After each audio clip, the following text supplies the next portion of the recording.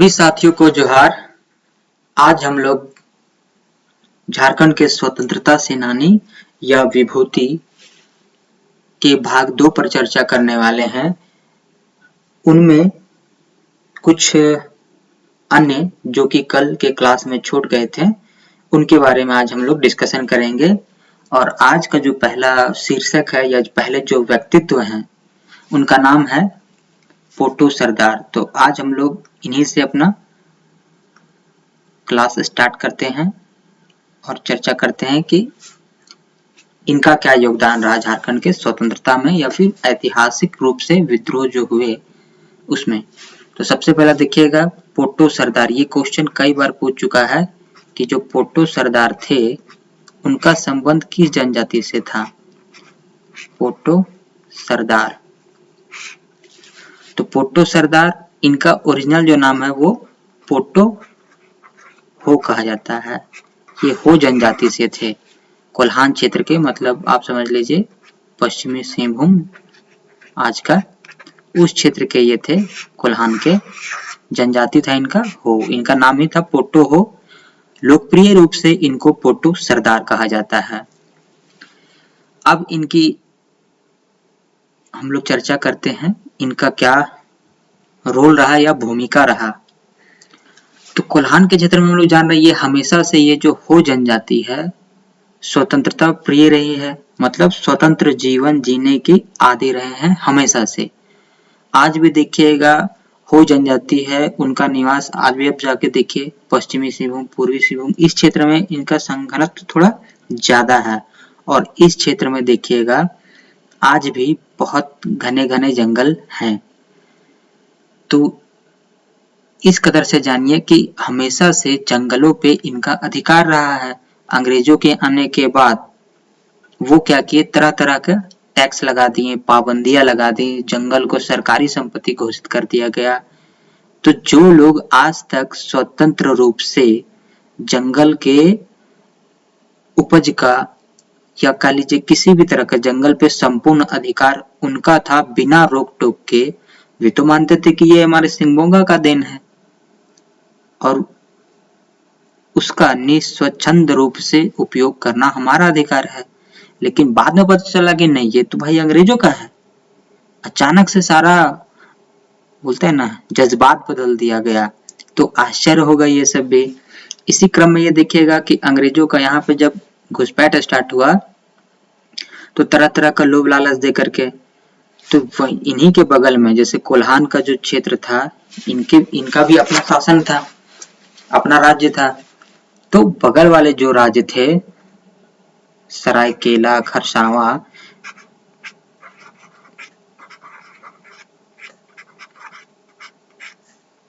Seraikela, Kharsawan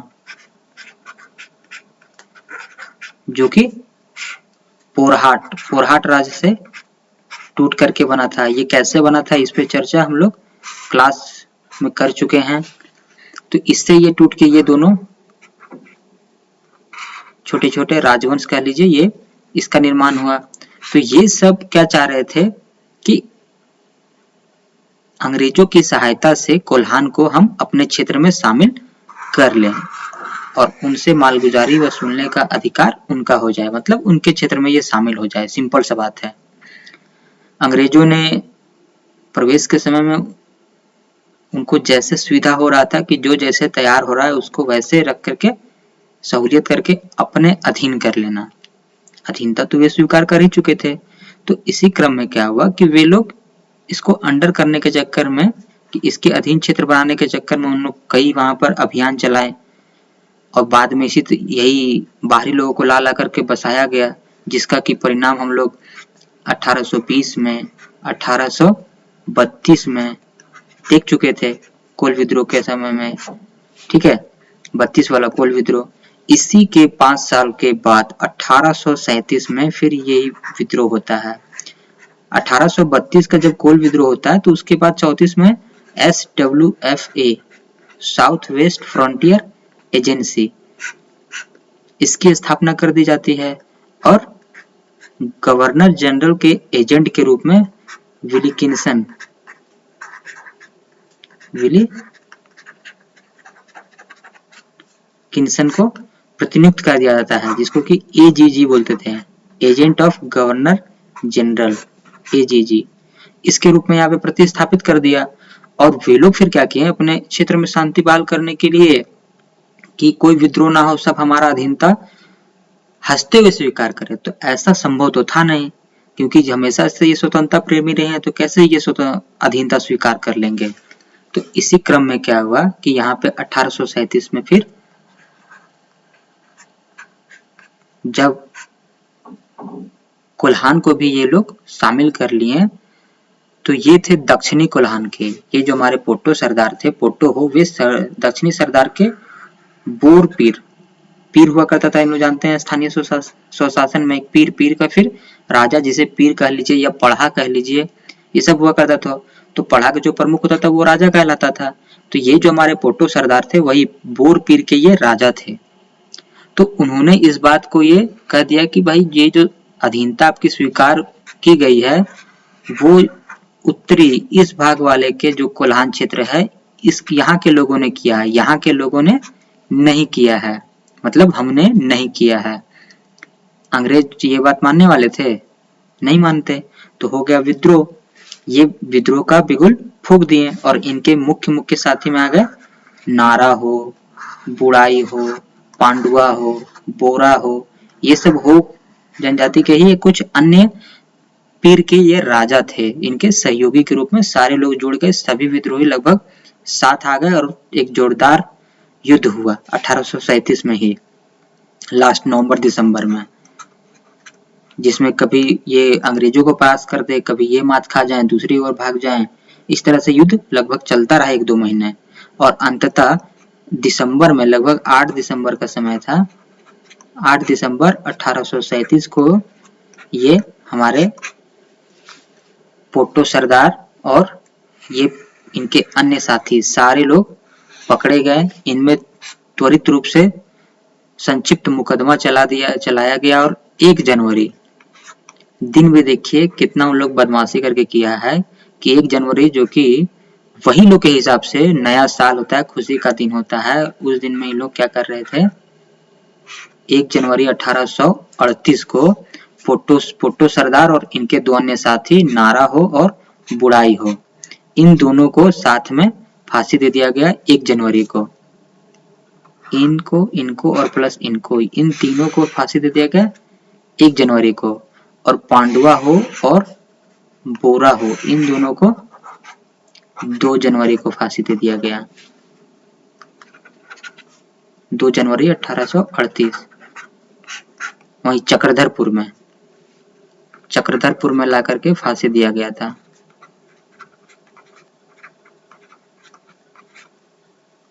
Chakradharpur.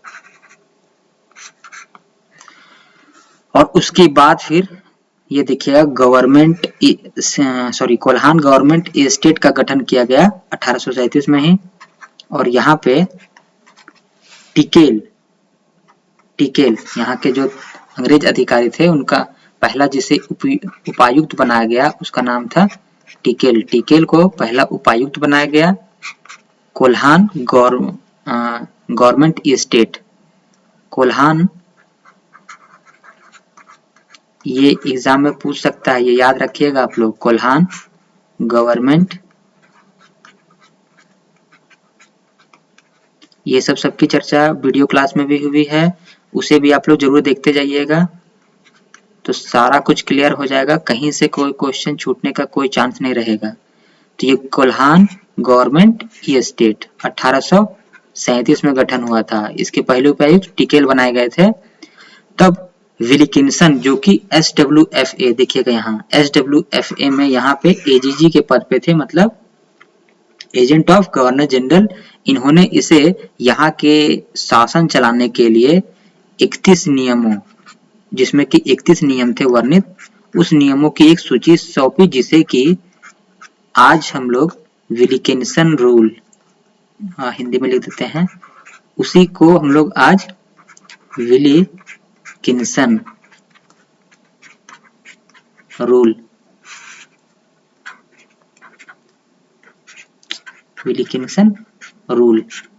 विलिकिंसन rule के तौर पर हम लोग जानते हैं। तो इस प्रकार से ये भुट्टो सरदार के बारे में हम लोग पढ़ लिए। अब हम लोग अगले स्वतंत्रता सेनानी की ओर बढ़ते हैं और दूसरे जो आज के हमारे हैं ये है भागीरथ मांझी। तो भागीरथ मांझी के बारे में हम लोग पहले ही पढ़ चुके हैं। खेरवार आंदोलन संथाल परगना क्षेत्र में शुरू हुए खेरवार आंदोलन 1874 में। तो ये क्या था, ये शुरुआती तौर पर मूल रूप से सुधारवादी आंदोलन बोल सकते हैं कि धार्मिक रूप से सुधारवादी आंदोलन था। मतलब अपने धर्म में सुधार के विचार को लेकर के ये स्टार्ट हुआ था कि एकेश्वरवाद, सिर्फ एक भगवान सिंह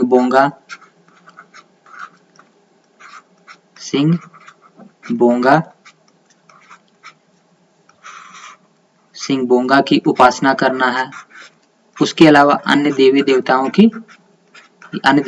का त्याग करना है कि बहुत सारा देवी देवता नहीं मानना है, सिर्फ एक मानना है। मांस मदिरा का त्याग करना है। उसके बाद फिर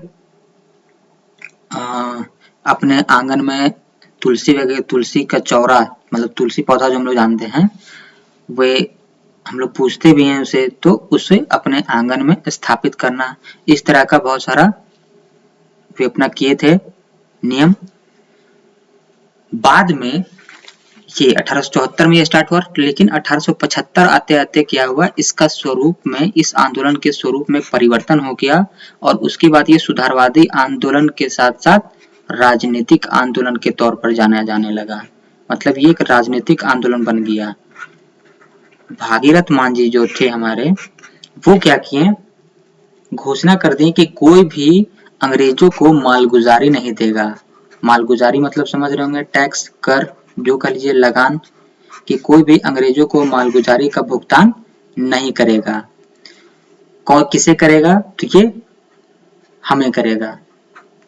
मतलब कि भागीरथ मांझी इन्हें करेगा और ये साथ में रसीद भी देने लगे। जैसे कि अंग्रेज दिया करते थे उसी टाइप का ये रसीद का प्रचलन भी कर दिए कि कर वसूलते और वो रसीद भी देने लगे। तो इससे अंग्रेजों को भाई स्वाभाविक तौर पर है कि भाई विक्षोभ होगा ही, तो अपना जब उसके क्षोभ होगा तो फिर इस पे कार्रवाई किया ही जाएगा। तो भागीरथ मांझी को क्या किया, 1875 में उठा करके ले गए और इन्हें जेल में डाल दिया। लगभग 2 साल तक ये जेल में ही रहे। लेकिन मजेदार बात यह है कि उन्हें लगा था कि 2 साल ये जेल में रहेगा तो इनका जो आंदोलन है वो दब जाएगा, लेकिन ऐसा हुआ नहीं। ये इनका आंदोलन चलता ही रहा। इधर हजारीबाग, रांची तक भी पहुंच गया था। साथ में हम लोग वो क्लास जरूर देखिएगा आप, खेरवार आंदोलन, उसमें भी ये सब बताया गया, डिटेल में बताया गया है। तो इधर सारा फैल जाता है। इसी के दरमियान में सफाहोड़, एक नया आंदोलन इसी में क्रिएट हो जाता है। सफाहोड़ आंदोलन, लाल बाबा या लाल हेम्ब्रम जो थे हमारे, उनके नेतृत्व में। तो बाद में ये हो जाता है। तो 1875 में उन्हें उठा करके जेल भेज दिया जाता है। 2 साल तक ये यही जेल में बंद रहते हैं और उसके बाद फिर 1879 में इनकी मृत्यु हो जाती है। तो ये जो हमारे स्वतंत्रता सेनानी में इनका इतना ही है। एक आपको कहीं कहीं कॉन्ट्राडिक्टिव मिलेगा कि इसका कंफर्मेशन नहीं है। कहीं लिख देता है कि भागीरथ मांझी यही तिलका मांझी के पुत्र थे, लेकिन मैं इसकी पुष्टि ये कहीं से वैसा, जैसे आपका विकिपीडिया में भी देखे तो वहां पे भी मिल गया, लेकिन इस बात का कंफर्मेशन नहीं है, तो आप इसे इग्नोर ही करिएगा। अब चलिए, अब आगे हम लोग बात करते हैं अगले स्वतंत्रता सेनानी की ओर। तेलंगा खड़िया। तेलंगा खड़िया देखिए, इनका जन्म यही गुमला जिले में, गुमला जिले के सिसई प्रखंड में मुरगू गांव था, एक मुरगू गांव। यहाँ पे खड़िया परिवार में हुआ 1806 9 फरवरी। इनके पिता दुधिया खड़िया छोटा नागपुर महाराज के यहाँ क्या थे, भंडारी थे। छोटा नागपुर महाराज के यहाँ कार्यरत थे। सिसई गांव जान रहे हम लोग, उधर ही हैं। तो यहाँ पर ये भंडारी के पद पर थे। तो बचपन से ये कह सकते हैं कि राज्य को जो बहुत ही नजदीक से देखा था इन्होंने, राज्य के, उनके सेना को, सारे को। तो प्रभाव तो पड़ेगा ही पड़ेगा, क्योंकि बचपन से जो बच्चा बाहर जा रहा है महाराज के यहाँ, देख रहा है सैन्य तैयारी कैसे सब सेना अपना तैयार कर रहा है, कैसे अनुशासन बनाया जा रहा है, तो सब कुछ ये देख रहे थे, तो इनके भी मन में जिज्ञासा हुआ कि ये भी सारा कुछ शस्त्र वस्त्र चलाना सब कुछ सीखे। और प्रवक्ता शरीर से तो हष्ट पुष्ट थे ही, प्रवक्ता भी ये बहुत ही प्रखर थे। मतलब इनके ये क्षमता था कि अपने बोल से, भाषण से हजारों को अपनी ओर मोहित कर लेते थे। तो इसी प्रकार इन्होंने क्या किया, अपने युवाओं को देखा कि हमारी जो जनजाति, हमारी जो जाति है वो बहुत ही पिछड़े स्तर पर है, तो उसे ऊपर उठाना है, उन्हें मजबूत बनाना है। तब ये क्या कि खड़िया समाज के युवाओं को संगठित करना स्टार्ट किया और लोगों को उन्हें शस्त्र चलाना, शस्त्र का विद्या देने लगे और उन्हें अनुशासन का पाठ पढ़ाने लगे सब कुछ। और तरह तरह के कि भाई हमें, चूंकि अंग्रेजों का तो प्रवेश पहले ही हो चुका था और हम लोग जान रहे हैं कि छोटा नागपुर के जो महाराज थे वे अधीनता स्वीकार कर चुके थे, तो ये अंग्रेजों के बिल्कुल ही खिलाफ थे। इनका मोह जो भंग हुआ उसी वहीं से भंग हुआ कि जब देखते थे कि भाई अंग्रेज आकर के इन पे हुक्म चला रहा है। अभी तक तो ये स्वतंत्र थे, हमारा जो शासन व्यवस्था भी था वो जो भारतीय केंद्र के संदर्भ में जिस प्रकार का शासन था उस तरह का नहीं था। यहाँ के राजा भी बड़ा ही सिंपल रहा करते थे, आम जन की तरह रहा करते थे। बाद में जाकर के यहाँ थोड़ा सा दिखावा बढ़ा, वहां पे लोग, बाहरी लोग जैसे मुगल वुगल से मिले। ये हम लोग देख रहे हैं कि जब दुर्जन साल को पकड़ के रखा गया था ग्वालियर के किला में, तब जब वहां से वो लौटे तब फिर आकर के पंचकोट का निर्माण करवाए थे। तो इस प्रकार से उसके बाद फिर वहां से थोड़ा सा दिखावा, शो ऑफ वाला आया कि वहां के बादशाह राजा ऐसे रहते हैं, तो यहाँ के भी थोड़ा सा हुआ, क्योंकि उससे पहले तो सारे लोग सिंपल रहा करते थे। तब यही सब सारा चीज देख करके इन्हें ये थोड़ा ठेस पहुंचा कि भाई अंग्रेजों आकर के यहाँ पर कर रहे हैं और हमारे जो राजा हैं वो भी उनकी अधीनता स्वीकार कर ले रहे हैं। तब ये युवाओं को संगठित करने लगे और अंग्रेजों के खिलाफ लड़ाई को आतुर, जब मौका मिलता अपना जलवा बिखेरते। इन्होंने एक बहुत ही शानदार काम किया था कि जूरी पंचायत की स्थापना की थी। जूरी पंचायत मतलब अंग्रेजों का जो था सिंपल है असहयोग। ये देखिए गांधी जी जो पहले से कर रहे, बाद में जो किए, वो झारखंड में पहले से सारे लोग करते चल रहे थे। जूरी पंचायत की मतलब यही सब ना हुआ था, असहयोग आंदोलन के दौरान में यही सब काम हुआ था कि अपना अपना पंचायत गठन करना है, जो शिकायत है वो हमें पंचायत अपने स्तर पे ही निपटाना है, अंग्रेजों से कोई मदद नहीं लेना, उसके यहाँ जाना भी नहीं है। तो यही सब सारा चीज देखिए यहाँ पे पहले से चल रहा था। असहयोग वाला हम लोग अभी आगे देखेंगे कि कब स्टार्ट हो गया था। गांधी जी तो ये बाद में किए, हालांकि ये अलग बात है कि उन्होंने बड़े स्तर पर, पूरे देश के स्तर पे कर किए, इसलिए हम लोग जानते हैं वहां से। लेकिन ये जो हमारे बोल सकते हैं इन पे जो कम प्रकाश डाला गया या कम हाईलाइटेड रहे हमारे जो स्वतंत्रता सेनानी या क्रांतिकारी, वे इन सब सारे चीजों का ये पहले से अनुसरण करते आ रहे थे। तो ये बहुत ही मजेदार बात है। तो आगे देखिए, जब ये देखिएगा हमेशा से 1806 में ही हुआ, तो जब 57 का क्रांति हो रहा था उस समय में लगभग ये 50 साल, तो भाई शांत तो रहेंगे नहीं, क्योंकि ये अपने शैशव काल से ही 20 साल की उम्र से ही ये बहुत ही एक्टिव हो गए थे। तो 1857 की क्रांति जब होने से पूर्व ही जब आभास हो गया था, 1855 में जब हो गया संथाल की क्रांति, तब इन्हें उठा करके कलकत्ता जेल में डाल दिया गया। बोले कि अगर ये रह गए तो इस क्षेत्र में पूरा अव्यवस्था फैला दिया जाएगा, मतलब सिचुएशन है वो कंट्रोल में नहीं रहेगा, तो इसलिए इन्हें पहले ही, क्रांति होने से पहले ही जेल में उठा करके डाल दिया गया। 1857 की क्रांति से पहले और 1855 की क्रांति के बाद, उससे खौफ खाए कि अगर ये रहेंगे तो इस क्षेत्र में भी इस टाइप का बहुत बड़ा जन विद्रोह स्टार्ट हो जाएगा, तो इसलिए कलकत्ता जेल में डाल दिया गया।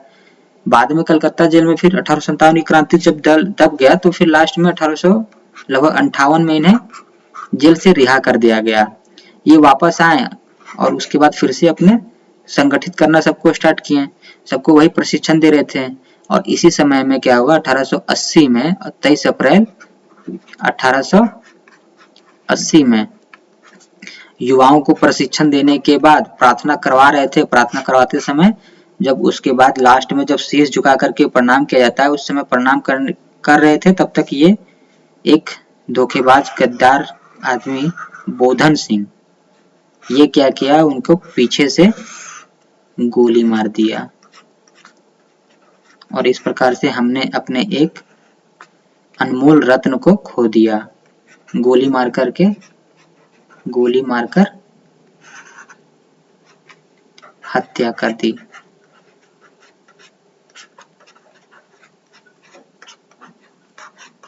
– 1880 में 23 अप्रैल। तो तेलंगा खड़िया जो हमारे एक विभूति हैं, इनके बारे में इतना ही। अब हम लोग आगे बढ़ते हैं अगले स्वतंत्रता सेनानी की ओर, भगवान बिरसा मुंडा। इन पे तो काफी बात हो चुका है और इनके बिना झारखंड का इतिहास शून्य है, लगभग शून्य है।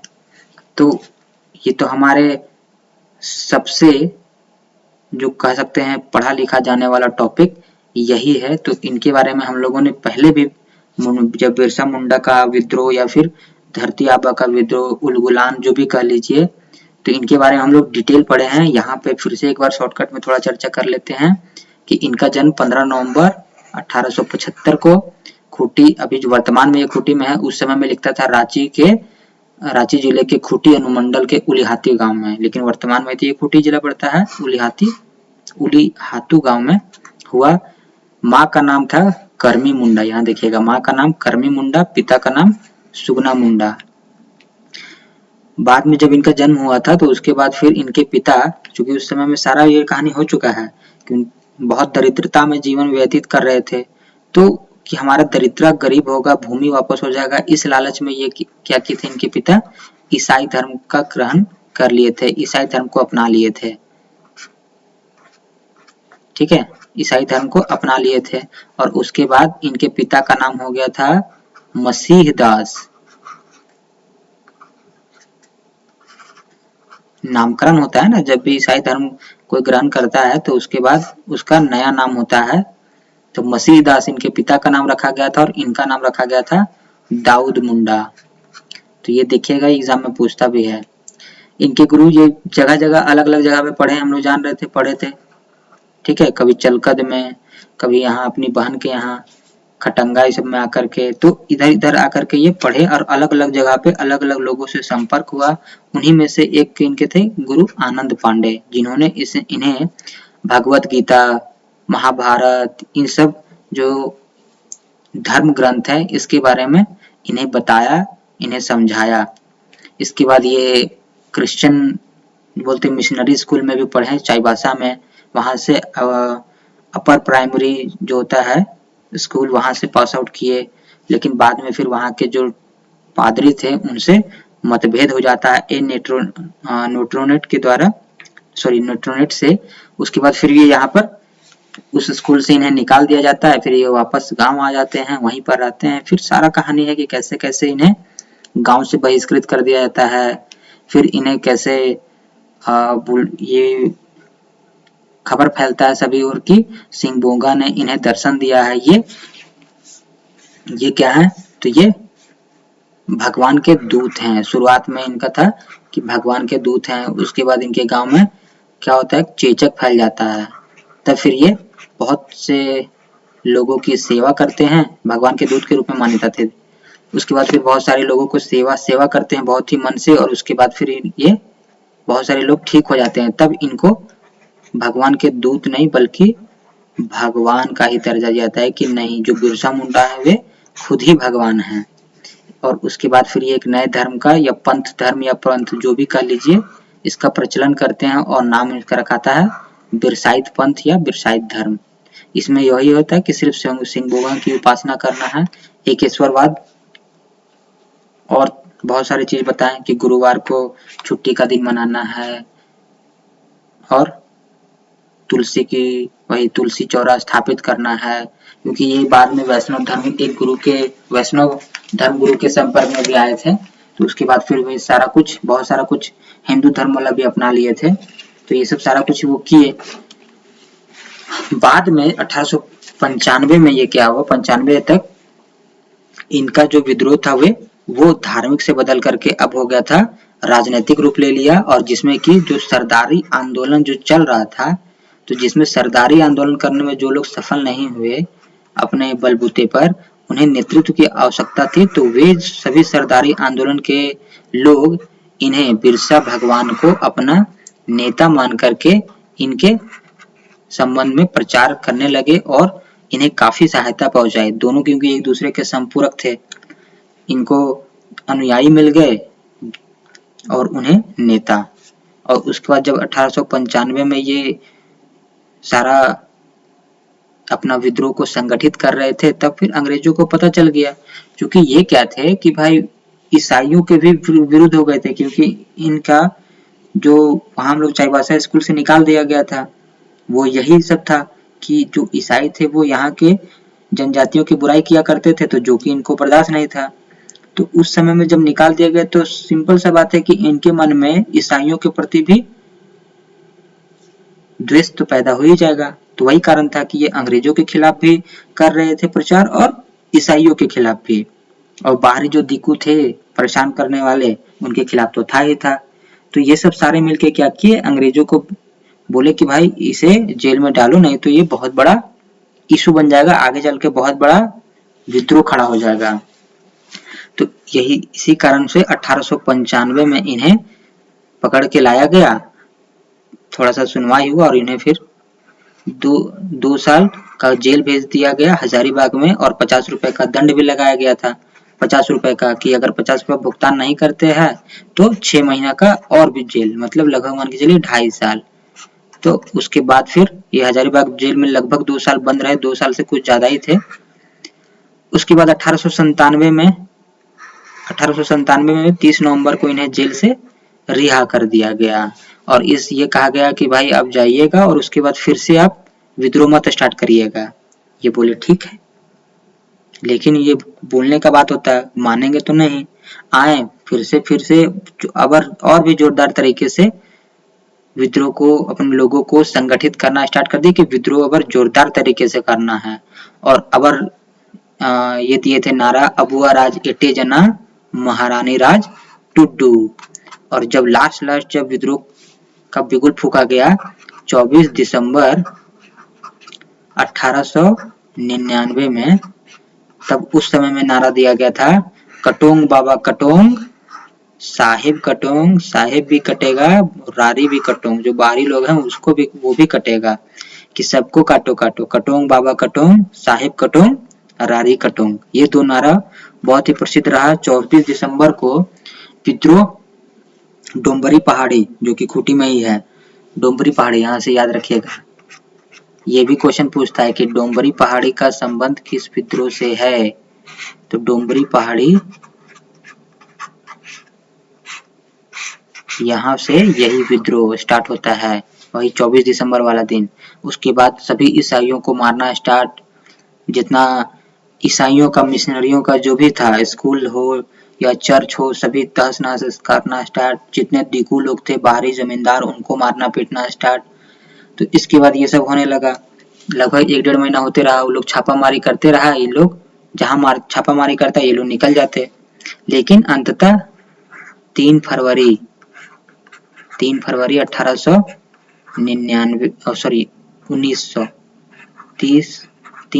1900 ईस्वी को ये पकड़े जाते हैं और इन्हें ला करके रांची जेल में दंगा भड़काने और ये सब इतना जो अशांति फैलता है, इसके जुर्म में बंद कर दिया जाता है, जहां की 9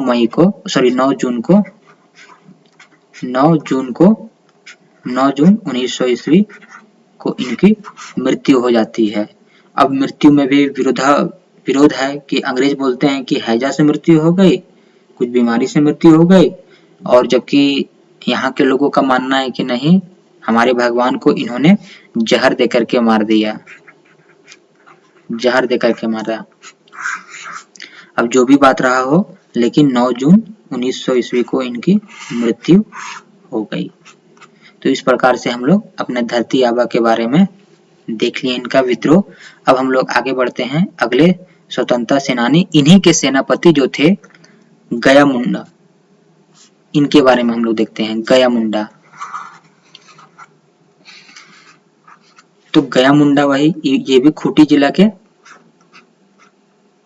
एटकडी, खूंटी जिला के एटकडी में इनका जन्म हुआ था, वहीं के रहने वाले थे। शुरुआती चरण में तो इनके बारे में कोई विशेष जानकारी नहीं है, लेकिन उलगुलान जब विद्रोह हुआ तब कहा गया कि इन्हें सेना नायक या सेनापति के तौर पर, उलगुलान विद्रोह में सेनापति के तौर पर इन्हें चुना गया कि ये हमारे सेनापति होंगे। हष्ट पुष्ट, जैसा कि आपको फोटो में भी दिख रहा होगा, हष्ट पुष्ट थे, बिल्कुल बलशाली। तो जब यहाँ पर ये 24 दिसंबर 1899 को विद्रोह का बिगुल फूंका जाता है डोम्बरी पहाड़ी से, उसके बाद तो पूरे सब तरफ से कोहराम मच जाता है और फिर ये लोग इधर उधर चलते रहते हैं कि जहां मौका मिले वहां हमला कर दें, तहस नहस कर दें और उसके बाद चल दे अपने गांव की ओर। तो इसी क्रम में 5 जनवरी को क्या हुआ, इनको पकड़ने के लिए अंग्रेजी सेना भेजा गया कि जाओ भाई जाकर के पकड़ो उन्हें वहां पर उनके गांव में एटकडी में। ये लोग बोले अच्छा ठीक है आने दो, इनको पहले पता चल गया कि आ रहा है उन लोग, बोले ठीक है आने दो। इन लोग क्या किए, सब अपना साथी को लेकर के चले गए उधर तजना नदी, यहाँ पे देखिएगा तजना नदी के किनारे में, और खबर दिलवा भी रहे थे अंग्रेजों को कि हाँ उधर भागा है। तो उधर अंग्रेज लोग आया, ये लोग पहले से प्लान बनाए ही थे। तो तजना नदी के पास युद्ध हुआ, अचानक से लोग हमला किए और अंग्रेजों को मार दिए, कई अंग्रेज को मारे, कुछ लोग भाग भी गए, कई अंग्रेज को मार भी दिए। ये मारे, इनका जो बेटा था मंझला बेटा पुत्र था सांबरे मुंडा, ये भी मारे 1-2 को, वहां पे मार दिए 5 जनवरी को। इसके बाद अंग्रेज अधिकारी जो था उन लोग फिर फोर्बेस और स्ट्रीटफील्ड वो वीडियो आप लोग देख लीजिएगा, उसमें बताया गया है इत्मीनान से सारा कुछ। फोर्बेस और स्ट्रीटफील्ड दमनकर्ता यही लोग थे उलगुलान विद्रोह के, ये याद रखिएगा, पूछता भी है। स्ट्रीटफील्ड फोर्बेस और स्ट्रीटफील्ड ये दोनों व्यक्ति थे। तब 6 जनवरी को ये लोग आते हैं इन्हीं के घर में पूरा सेना लेकर के। तो जब सेना लेकर के आते हैं तो ये पूरे अपने परिवार समेत, मतलब गया मुंडा, इनकी पत्नी, इनके बेटे, इनकी बहुएं और इनके जो अन्य नाती पोता, ये सारे लोग थे घर में। तो सभी को अंदर चले जाते हैं और जब जैसे ही अंग्रेज प्रवेश करता है ये बोलते हैं कि नहीं रुक जाओ, ये हमारा घर है, अगर इसमें घुसोगे तो मारे जाओगे भाई, तुम्हारी जान की जिम्मेदारी तुम्हारी खुद की होगी। तब भी एक अंग्रेज अधिकारी प्रवेश करता है तो अंदर से ही 3 मारते और वो चिल्लाता हुआ भागता है। तो इसको देख करके स्ट्रीटफील्ड का हालत खराब। तब वो सोचता है क्या करें, तब फिर वही धोखेबाजी वाला तो था ही। तो ये क्या किया, पहले का चूंकि घर था खपड़े लकड़ी का घास फूस का घर रहा करता था, ये दिया आग लगा। अब आग लगा दिया तो भाई घर में आदमी कैसे रहेगा। तब फिर ये निकले तो फिर घमासान युद्ध हुआ। स्ट्रीटफील्ड का भी दाहिने हाथ पूरा जख्मी हो गया, कई सैनिक जख्मी हो गए, लेकिन अंततः ये लोग पकड़े गए और पकड़ने के बाद फिर इन्हें जेल कर दिया गया और फाइनली 21 अक्टूबर 1901 को गया मुंडा को और इनके मंझले पुत्र जो कि अंग्रेज अधिकारियों को वहां तजना नदी पर जो मारा था, ये तजना नदी पे ये जो मार दिए थे, ये भी मारे थे, गया मुंडा भी, इन दोनों को फांसी दे दिया गया। इनका एक बड़ा पुत्र था डोंका मुंडा, उनको आजीवन कारावास, छोटा पुत्र था जयमासी मुंडा, उन्हें आजीवन देश निर्वासन की सजा मिल गई। इनकी पत्नी को और बहुओं को 2 साल 3 साल 3-3 महीना इस तरह अलग अलग लोगों को अलग अलग सजा दिया गया। लगभग पूरा परिवार को सजा दिया गया और सभी को लगभग जेल में डाल दिया गया और इन दोनों को तो फांसी दे दिया गया, मतलब पूरा इनके घर को बिखेर दिया गया। तो ये हमारे एक अमर स्वतंत्रता सेनानी हुए हमारे झारखंड के। अब हम लोग आगे बढ़ते हैं, अगले स्वतंत्रता सेनानी जतरा भगत कह लीजिए या जतरा उरांव। शुरुआत में इनका नाम उरांव ही था, जतरा उरांव। तो इसके बाद ये क्या होता है कि इनको बचपन से थोड़ा ओझामती सीखने का इनको ज्यादा शौक था। ओझा समझ रहे हैं, ओझामती, तो ये सीखने जाते थे। तो फिर इनका नाम फिर बाद में जतरा भगत भी कहा गया कि जतरा भगत है ये। तो इसी दरम्यान में इन्हें कहा जाता है कि एक दिन इन्हें धर्मेश, जैसे होता है ना सिंहबोंगा, मुंडा में संथालों में ये सब अधिकांश जनजाति सिंहबोंगा कहते हैं, ये सर्वोच्च देवता को धर्मेश कहते हैं, उरांव जनजाति। तो जो धर्मेश थे इन्हें प्रत्यक्ष दर्शन दिया और कहा कि भाई ये सब ओझा गुनी वाला काम छोड़ दो और अपने जाति के लिए कुछ बेहतर करो, अपने जाति को उठाओ, उन्हें धर्म का पाठ पढ़ाओ और उन्हें संगठित करो। तो देखिएगा ये गुमला जिले में इनका जन्म कहाँ हुआ, बिशुनपुर प्रखंड चिंगरी नावाटोली में 1988 में। डेट इनका फिक्स नहीं है, आश्विन अष्टमी को माना जाता है, इसलिए प्रत्येक अक्टूबर को इनके जो अनुयायी हैं वो 2 अक्टूबर को इनकी जयंती मनाते हैं। 2 अक्टूबर को आश्विन माह लगभग वही ना होता है जब दुर्गा पूजा होता है, अक्टूबर का माह, तो यही समय था। तो इन्होंने वही सुधारवादी आंदोलन शुरू में स्टार्ट किया, वही मधी ऊंचा वाला फिर सीखना बंद कर दिए और ये भी वही हत्या नहीं करना है, अहिंसा पूर्ण जीवन, अहिंसा में जीवन बिताना है, अहिंसा पूर्वक किसी भी पशु का हत्या नहीं करना है। इसके बारे में अलग अलग कहानी है। एक बार कहा जाता है कि ये जा रहे थे सीखने के लिए तो रास्ते में इनसे कुछ वही चिड़िया वड़िया का अंडा था वो टूट जाता है, तो इन्हें बड़ा दुख होता है देख करके, इसलिए वो फिर इस टाइप का कि अहिंसा जीव हत्या पे फिर ये बोलते हैं कि अब आगे से कभी जीव हत्या नहीं करेंगे। कहीं है कि भाई तालाब में नहाने गए थे तो वहां आवाज आता है कि भाई वो वही धर्मेश जो थे वे सर्वोच्च देवता, वो इन्हें साक्षात्कार देते हैं कि भाई तुम ऐसा ऐसा करो और अपने जाति को उठाओ। तब फिर ये वहीं पे नए धर्म के तौर पर करते हैं कि प्रतिबंध, जीव हत्या पर प्रतिबंध, मदिरा विदिरा नहीं पीना है, आंगन में वही तुलसी चौरा स्थापित करना है, भूत प्रेत नहीं मानना है। इससे पहले हालांकि यही एक मती वजह सीखने जाते थे, लेकिन धर्मेश इन्हें इस चीज के लिए मना कर दिए और बोल दिए कि ऐसा भूत प्रेत कुछ नहीं होता है, ऐसा नहीं मानना है और सभी लोगों को जागरूक करो, संगठित करो। तो फिर ये क्या किए, उसके बाद 1915 में 14 में स्टार्ट कर देते हैं और 15 में ये सब प्रचार करते हैं। 14 में तो प्रचार करना स्टार्ट कर देते हैं ये सब सारा चीज का जो कर रहे थे, और 1915 में फिर ये हल्का राजनीतिक रूप से सक्रिय हो जाते हैं और अंग्रेजों के खिलाफ प्रचार करना स्टार्ट कर देते हैं कि अंग्रेजों के साथ क्या करना है, असहयोग करना है, मतलब उनका कोई काम नहीं करना है, चाहे वो जमींदार हो, अंग्रेज हो, कोई भी हो, साहेब हो, बाबू हो, कोई नहीं चलेगा, किसी का काम नहीं करना है, दिक्कू से अंग्रेजों से असहयोग करना है। वही ना, अभी बोले कि गांधी जी बाद में आए तो आश्चर्य होगा कि ये सब सारा काम तो यहाँ पहले हो चुका है। हालांकि ये जंगल वाला क्षेत्र था, यहाँ के लोग पढ़े लिखे नहीं थे, लेकिन फिर भी इतने ये एक्टिव थे, इतने दूरदर्शी थे कि ये सब सारा चीज को ये समझते थे, इन सब का उपयोग पहले से ही। तो देखिए असहयोग ये पहले ही 1915 में ही कर चुके हैं असहयोग, अंग्रेज तो बाद में किया, सॉरी महात्मा गांधी तो बाद में आए, वो तो बाद में ये सब का प्रयोग किया, लेकिन ये सब पहले ही कर चुके हैं। तो 1914 में ये सब इनका सुधारवादी आंदोलन स्टार्ट होता है, टाना, जिसको टाना बोल सकते हैं, टाना आंदोलन, टाना भगत आंदोलन जो भी कह लीजिए। तो बाद में ये लोग फिर गांधी जी से भी संपर्क होता है। तो अभी देखेंगे हम लोग, यहाँ पे देखिएगा आप लोग कपड़ा उपड़ा देख रहे हैं, सब खद्दर उद्दर पहनना स्टार्ट, घंटी शंख लेकर के चला करते थे, एक झंडा रहा करता था। तो जब 1915 में इसकी शुरुआत हुई तब अंग्रेजों को पता चला कि, तो इन्हें लोगों को अंग्रेजों के खिलाफ भड़काने के आरोप में क्या करते हैं, 1916 में गिरफ्तार कर देते हैं, जहाँ पे कि 1.5 साल ये जेल में बिताते हैं, क्योंकि जेल में इतना कठोर यातना तो देता ही है। तो जब ये यातना दिया इतना, तो इनका शरीर इतना कमजोर हो गया कि जब जेल से छूटे ये 1918 या 19 में, और उसके बाद ही इनकी मृत्यु हो जाती है 2 महीने के भीतर ही। हालांकि इनकी मृत्यु हो जाती है, लेकिन फिर भी इनका आंदोलन जो स्टार्ट हुआ था वो आज भी जीवित है। और इन जो टाना भगत, जब जो फोटो में देख सक रहे होंगे, इन टाना भगत का जो बोल सकते हैं कद है वो आज भी बहुत ही ऊंचा है।